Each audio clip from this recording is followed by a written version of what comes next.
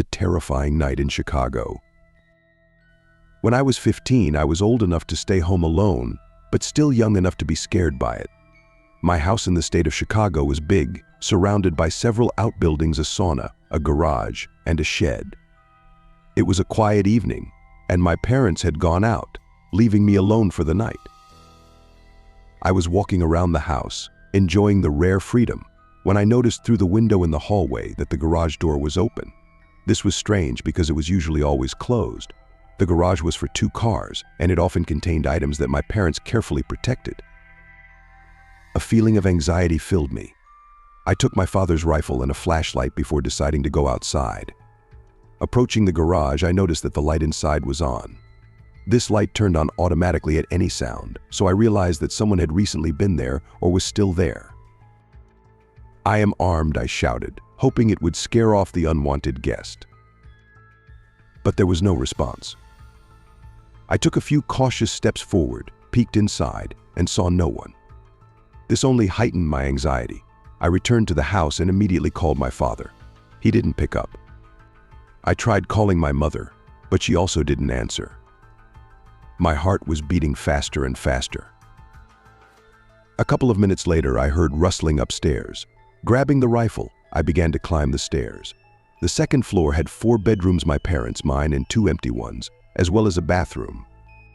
The light in my parents' bedroom was on, and I could hear the sound of cabinets opening and closing from inside. Pressing myself to the floor, I peeked through the gap under the door and saw bare, unkempt feet. It was a living nightmare. In terror, I went back downstairs and tried to call my parents again, but to no avail. Summoning all my courage, I dialed 911. "Police. What is your emergency?" the operator's voice sounded. "There's someone in my house," I whispered. "I'm alone and armed. Lock yourself in a room and stay there. We're on our way," the operator replied. I whispered so that the intruder wouldn't hear me. But soon I heard footsteps on the creaky stairs. Each step brought them closer to the door behind which I was hiding. And then a sinister voice sounded from behind the door. "Kid, I know you're here. Come out." I remember those words clearly even 7 years later. In fear, I said that I was in contact with the police and had a rifle. The voice behind the door laughed, and a few minutes later I heard the front door slam. He had left, but I didn't dare leave my hiding place. When the police arrived, I was still locked in the room. The officers called my parents, and we went to a hotel to stay the night, freeing the house for the investigation. The following days were filled with anxiety and anticipation. 6 days later, the man who broke into our house was caught. He was a maniac with a severe psychiatric disorder who had escaped from prison in a nearby city 2 weeks earlier. They caught him just 2 blocks from our property. That night remained forever etched in my memory. For a long time, I would flinch at every rustle, and all the sounds in the house seemed sinister to me. Every morning I started with a round of the house, checking all the doors and windows, fearing that the nightmare could repeat itself.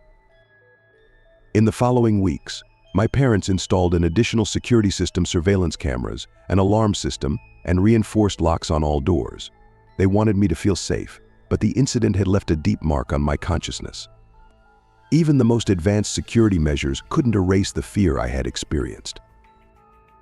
The neighbors, who learned about the incident, were also shocked. Everyone discussed it, and our street was immersed in an atmosphere of distrust and suspicion for a while. Everyone tried to be more attentive and cautious. The hardest part was coming home after school when no one was around. Every time I opened the front door, I would slow my steps, listen to any sounds, and quickly check all the rooms. This fear stayed with me for many years. When the police caught the criminal, they informed us that he had been on the run for a long time and was considered extremely dangerous. The neighbors and we felt relieved, but the incident didn't pass without leaving a trace. It changed our perception of safety and trust in the world around us. That terrifying night taught me to be careful and attentive to details. I realized that danger could lurk anywhere and at any time. This experience made me stronger, but it also left scars that will never heal. The memories of those events still make me shudder, and I will never forget the voice behind the door that forever changed my life.